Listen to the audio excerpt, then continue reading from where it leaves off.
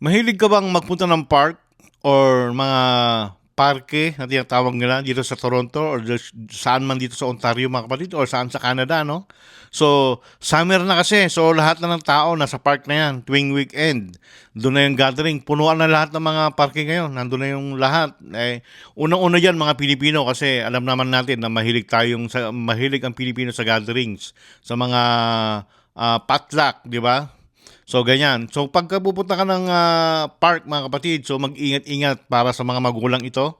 So, pag ang anak nyo na teenager o basta, ano yung anak nyo babae, kailangan nyo samahan sa washroom, sa public washroom yan. Huwag nyo hayaan na pupunta kasi may nangyari dito. May napanood ako na isang mag-ama nagpunta ng washroom.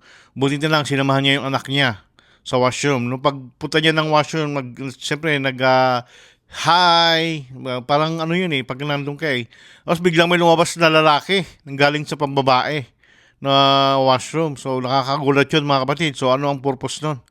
So kailangan samahan nyo siya kasi usong-uso dito sa Canada ngayon ang child exploitation. Dahil may mga naitala na dyan, lalo dyan sa Durham region. Meron nang naitala dyan na 4 na cases, mga kapatid, sa child exploitation, mga kapatid. So, ingat-ingat sa mga pagpunta ng park, ano?